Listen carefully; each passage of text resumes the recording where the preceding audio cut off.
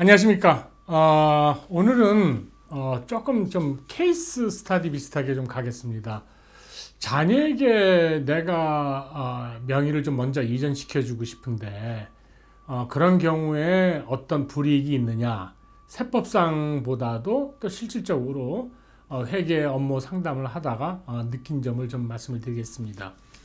미국에서 자녀에게 서둘러서 명의를 이전시키는 경우가 대부분들이 혹시나 내가 장기 요양이 들어가거나 널싱홈이나 아니면 사회복지 혜택을 받으려 그러는데 집이 있기 때문에 그것으로 인해서 내 집을 있기 때문에 비용이 많이 부담을 해야 된다든가 아니면 사회복지 혜택이나 널싱홈이나 아니면 롱텀 케어의 어떤 그런 보험을 들지 않았기 때문에 메디케이드를 신청해야 되는데 거기에 디스퀄리파이 될까봐 걱정해서 명의를 이전하시는 분들이 있습니다.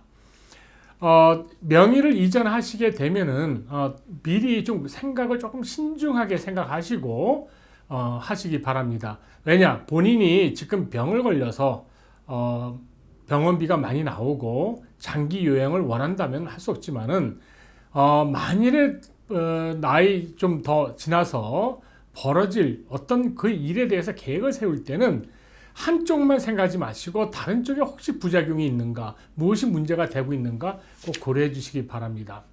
일단 자녀한테 넘기고 싶다 하시는 분들은 일단 미국의 기프트 텍스, 증여세를 생각하셔야 됩니다. 지금은 그 11.4 밀리언, 1140만 불까지가 평생 동안에 자녀한테 주는 거에 대해서는 기프트 텍스가 없으니까 실제로 재산이 많으신 분은 어쩔 수 없지만은 많은 대다수의 저희들어서는 그 정도면 충분히 증여세 걱정은 안 하셔도 됩니다. 그러나 증여세 보고는 당해년도에 하셔야 되는 겁니다. 그렇죠? 무슨 얘기냐면 보고는 하되 평생의 기프트 텍스 익스클루전 그 리밋이 있기 때문에 세금만 안 내는 것뿐입니다.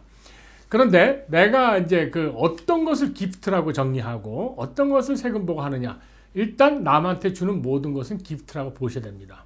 단 몇 가지가 예외 조항이 있습니다. 그 예외 조항만 아시면 되겠습니다. 먼저 여러분이 알다시피 2019년 현재 1인당 15,000불까지, 그렇죠? 그러니까 한 사람, 내가 주고 싶은 사람 한 사람의 1년에 15,000불까지 이하는 내가 보고할 것도 없고 신고할 것도 없고 아무것도 내가 아무것도 안 하셔도 됩니다.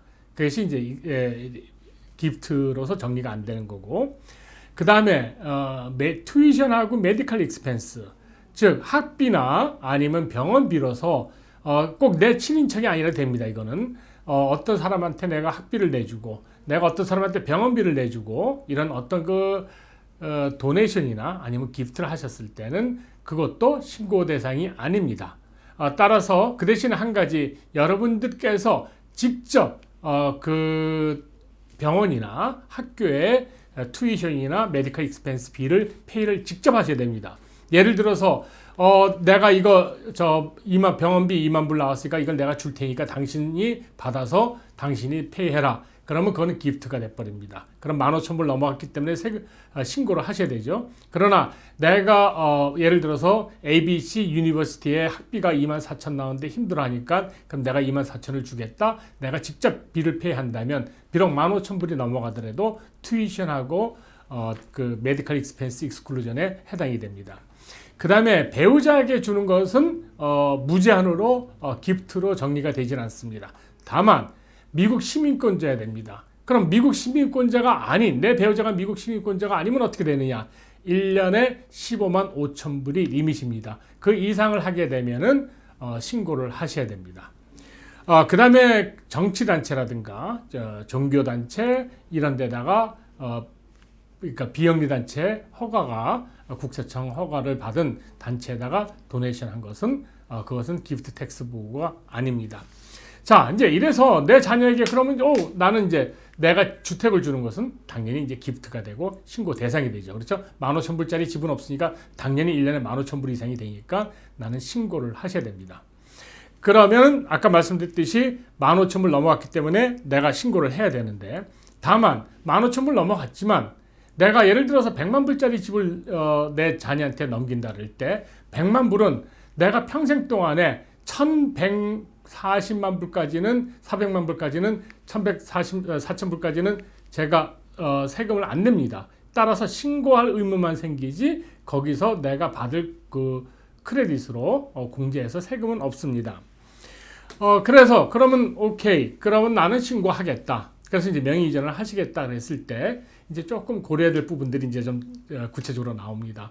명의 이전하실 때 비용이 많이 들어갑니다. 아시죠? 집을 한번 사고 팔고 해보신 분들은 무슨 뭐 있습니다. 그래서 그런 그 명의 이전을 그런 절차를 거쳐서 하는 방법과 제가 아는 한에서 저는 법률 전문가가 아니기 때문에 저희 손님들 통해서 보면은 가족끼리라든가 이렇게 명의 이전할 때는 quit claim 그래갖고 특별히 없이 그냥 그 디드의 명의 이전만 하는 quit claim이라고 해서 하면은 비용도 절감하고 명의 이전을 할 수 있습니다. 단 문제는 이제 그 뭐 법적인 절차에 있어서 부모가 갖고 있었던 문제점을 그대로 자녀가 안고 넘어가는 그런 케이스가 되겠습니다. 그래서 이제 명의를 했어요. 하고 나서 이제부터가 이제 문제입니다.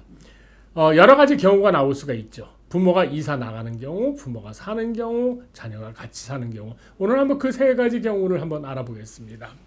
먼저 부모가 그냥 계속 살고 자녀는 안 살고 따로 직장을 갖고 있기 때문에 예를 들어서 다른 데서 살고 있고 일하고 있고 우리 내가 살고 있는 집을 자녀한테 넘겨서 명의를 이전시켰다 했을 때는 신경 써야 될 게 몇 가지가 있습니다. 첫째가 뭐냐면 내가 그 집의 명의를 그대로 갖고 있으면 내 primary residence, 내 주택이 되죠. 그렇죠?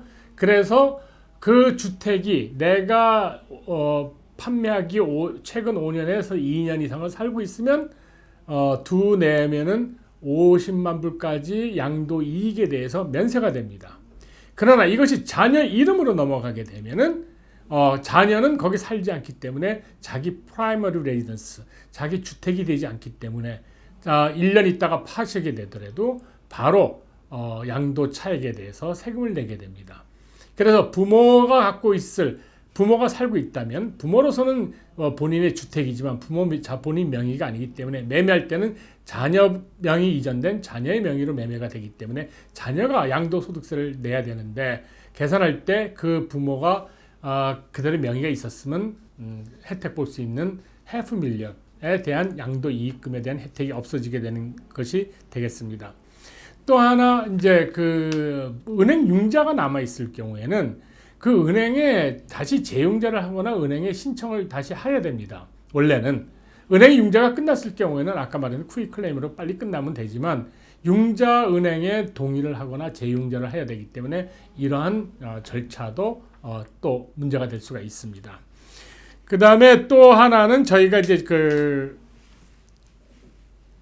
이렇게 하다 보면은 자녀들이 이제 결혼을 했어요. 이제 혼자 사는 자녀한테 넘겼는데 이제 결혼했습니다. 결혼해서 이제 그 자녀들이 자기네가 실제로 살 집을 신청을 하려고 하다 보니까 집이 두 채가 되는 거죠. 그런데 부모가 살고 있기 때문에 부모한테 임대료는 받지 않기 때문에 임대 수입이 없기 때문에 그 자녀가 두 집에 대한 모기지와 관리비를 다 내는 걸로 되기 때문에 인컴이 넉넉히 보고되지 않으면 실질적으로 자녀들이 본인 집을 살려고 은행 융자 신청을 할 때 애를 먹는 경우도 있습니다. 그 다음에 부모가 만일 안 살고 나왔을 경우에 오케이 자 나는 그냥 우리는 이제 어디 뭐 널싱홈이나 어디 간다. 이 집은 그냥 네가 임대 소득 받는 게 있으니까 네가 좀 계산해라. 그러면 이제 문제가 뭐냐면 예를 들어서 집에서 이거 빼고 저거 빼고 1년에 한 25,000불 임대소득이 나온다고 한번 계산해 봐요. 그러면 두 내가 다른 수입이 없고 하기 때문에 두 내가 25,000의 임대소득이 나오면 거의 세금이 없습니다. 불로소득이기 때문에 소셜시큐리티 텍스도 없고 인적공제가 지금 24,000불이기 때문에 그거 빼고 나면 뭐 1,000불에 대한 세금 뭐 한 몇십불 내고 끝나게 됩니다. 그러나 이것이 자녀 명의로 되어 있기 때문에 자녀의 소득에, 자녀는 아무래도 젊은 사람이니까 일을 하겠죠. 그 소득에 25,000불이 더 추가가 됨으로 인해서 세율이 굉장히 높아집니다. 따라서 세금 면으로서도 손해보는 경우가 종종 있다는 것이 되겠습니다. 부모가 안 사는 경우에는 이제 이렇게 되고, 그 다음에 자녀가 오케이 부모가 사는데 같이 살자, 우리 그냥 같이 살자 해서 셋이서 같이 살게 되면 자녀 명의로 돼 있고 자녀가 살고 있기 때문에 자녀로서는 프라이머리 레지던스 주택이 되기 때문에 나중에 파실 때 25만 불, 싱글이기 때문에 25만 원입니다. 혼자 살기 때문에 25만 불 양도 이익에 대해서 공제 혜택을 받을 수가 있습니다. 오늘은 실무적인 케이스 스터디로 여러분들께서 자녀들한테 만일에 명의를 살아계시면서 명의를 이전시켰을 때 어떻게 되는지 알아봤습니다. 각자 이렇게 케이스가 심플하지 않습니다. 뭐 미국에 있는 자녀, 한국에 있는 자녀, 한국에 있는 집 다 틀리기 때문에 여러분들께서 여러분들 전문가와 회계 전문가와 자세한 것은 상의하시기 바랍니다. 감사합니다.